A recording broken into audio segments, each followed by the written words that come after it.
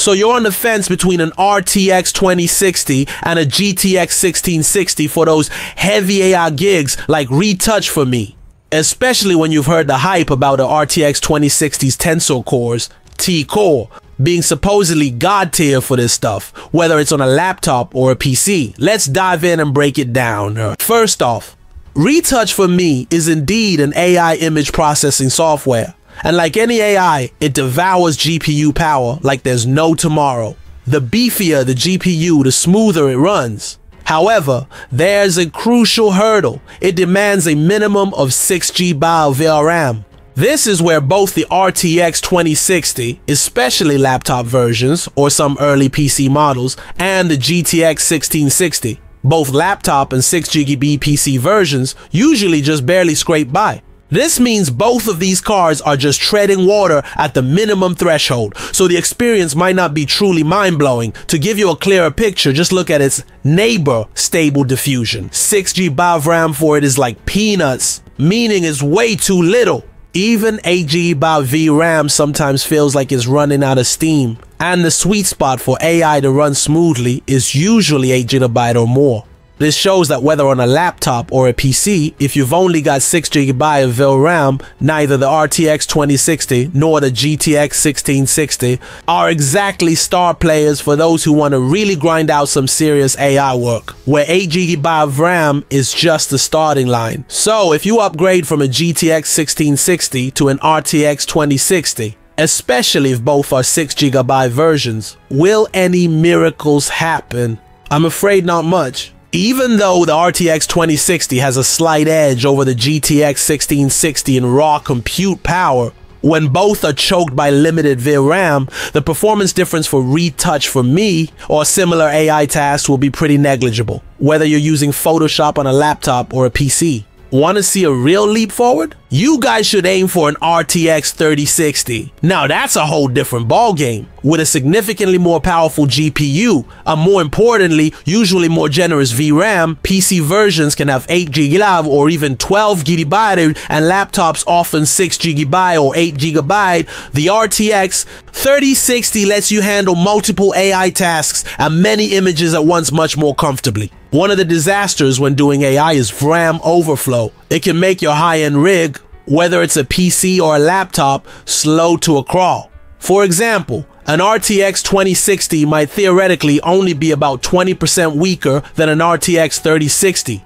But if it gets stuck in a VRAM starved situation, it can become 3 and 4 times more sluggish. However, if you're on a tight budget and absolutely have to choose between those two warriors, the RTX 2060 is still the preferred pick, whether it's for a laptop or snagging a used card for a PC. The main reason is the presence of Tensor cores, which are optimized for AI algorithms, and this was the first generation of GPUs to feature this tech. Currently, the price of RTX 2060s, both discrete cards for PCs and integrated ones in older laptops, has become much more palatable. A reviewer's heartfelt advice? If you can stretch your budget, really try to go for an RTX 3060 or even higher end models. Whether you're building a new PC or getting a laptop, you'll get a much smoother, a more efficient AI experience thanks to ample VRAM, a beefier GPU, and stronger T-Core performance. Of course, it'll cost more, but it's a worthy investment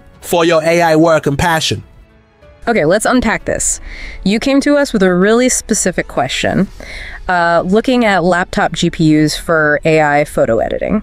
Yeah, comparing the RTX 2060 and the GTX 1660. Exactly. And you mentioned retouch for me is a big part of your workflow, and you asked about Tensor cores too. Right. And you share some useful material with us, basically excerpts focused on GPU choices for exactly this kind of AI work. So our mission for this deep dive is really to sift through that, pull out the key insights from what you've provided, and, help you get some clarity. We'll look at performance, VRAM, which seems crucial here, and figure out if the 2060, the 1660, or maybe something else makes sense based on these sources. Think of us as your guides through these particular findings. Let's get into it. Right. So starting right off, the material lays down a fundamental principle.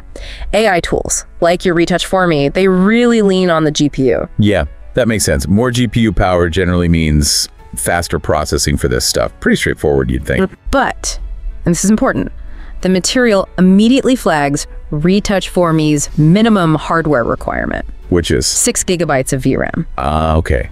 And the sources mention both the RTX 2060 and the GTX 1660. They just hit that 6 GB minimum. They're right on the line. Right.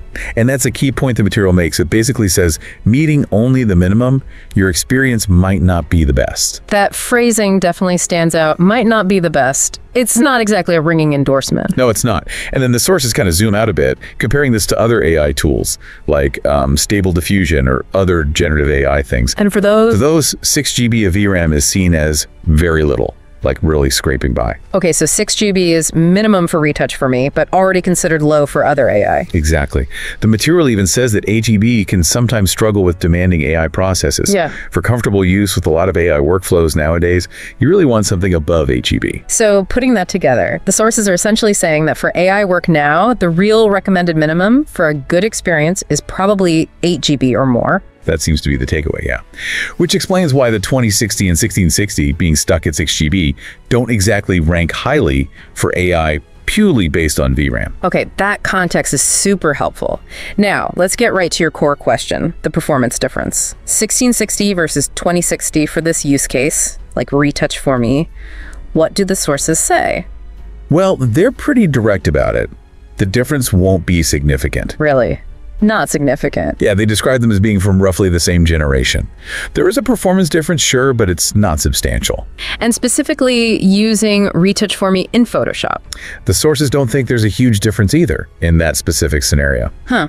So the conclusion from the material seems to be upgrading from a 1660 to a 2060 probably won't feel like a massive change. Exactly. It's unlikely to give you what they call a distinctly different experience. You're sort of in the same ballpark. All right, so if that jump isn't the big one, where do the sources suggest looking for that distinctly different experience? They point towards higher tier models. Specifically, they recommend looking at a 3060.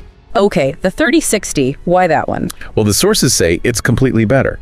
And it's not just one thing. The GPU itself is more powerful, and critically, it has more VRAM. Oh, back to the VRAM again. It seems like that's a recurring theme here. It really is. The material emphasizes this point strongly. It says, when you're doing AI processing, VRAM overflow is often one of the reasons that significantly slows down the system. Overflow, meaning you just run out of memory for the task. Precisely. And the source adds that it's hard to fix. It's not something you can easily work around. So it's a hard limit that just tanks performance. Exactly. And they use this really striking example to illustrate it. A card might only be, say, 20% weaker in raw power. Okay. But in practice, it could end up being 3 or 4 times weaker just because it keeps hitting that VRAM limit and running out of space. Wow. Okay, that's huge. So a 20% difference on paper could become a 300% or 400% difference in reality because of VRAM. That's the scenario the source lays out. It really highlights why having that extra VRAM headroom, like with the 3060, is so beneficial for AI. It prevents that massive slowdown. That makes a lot of sense. But okay, what about budget? We all have limits. What if you simply have to choose between the 1660 and the 2060? Right, the material does cover that specific situation. If your budget is absolutely locked, and those are your only 2 options, yeah, then the advice is pick the 2060. Okay, so if forced, go 2060. Why? What's the reasoning there? It's described as a GPU that's optimized for AI processing. And they specifically mentioned it was the first generation where we had tensor cores, or T-cores. Ah, tensor cores. You mentioned those in your original question, so they do matter. According to the source, yes. They imply these cores give the 2060 an edge in AI tasks compared to the 1660, which doesn't have them. It's sort of built for it, more so than the 1660. Gotcha. Any other reason for the 2060 in that tight budget scenario? They also mentioned the price point. You know, apparently you can find them for around 4 to 5 million VND, maybe less sometimes. That price makes it a viable option if money's really tight. Okay. So 2060 wins if budget is the absolute decider, partly thanks to tensor cores. But, yeah, and this is important, the overall advice, the heartfelt advice, as the source puts it, yeah, is still, if you can possibly stretch the budget, push for a higher tier card like the 3060. For the reasons we discussed. More VRAM, more power. Exactly. More abundant VRAM, a more powerful GPU overall, and likely a stronger generation of tensor core performance too. That's presented as the way to get a noticeably better experience. price permitting, of course. It really feels like VRAM is the unsung hero, or maybe the potential villain in this AI equation. That definitely comes through loud and clear from the sources. It can make or break the experience almost more than the raw chip speed sometimes. It's not just about how fast calculations can happen, but whether there's enough space for them to happen smoothly. Well put. Yeah. So boiling it all down from these sources, for someone like you using Retouch for Me, there's this tension, right, between just meeting the minimum specs with a 1660 or 2060. And having the actual capacity, especially that VRAM capacity, needed for efficient, comfortable AI work without hitting those slowdowns. And looking at your specific tool, Retouch for Me, the picture the material paints is pretty clear about where those cards sit. Yeah, they meet the minimum, but maybe not much more, especially looking ahead. So I guess this leaves you with a really practical question to mull over, based on everything we've unpacked here. Given how much VRAM capacity can impact your actual real-world AI performance, maybe even overshadowing raw GPU power differences if you had to decide today for your specific workflow, does that risk of hitting VRAM bottlenecks and slowdowns push you to prioritize saving up or stretching for a higher tier card like the 3060? Or, does the significantly lower cost of the 2060, knowing it has some AI optimization with tensor cores, still make it the more practical, pragmatic choice for your situation right now? If you enjoy this video, please like, share, subscribe, and hit the bell to the later update from my channel. Thank you for watching till the end, and see you in the next video.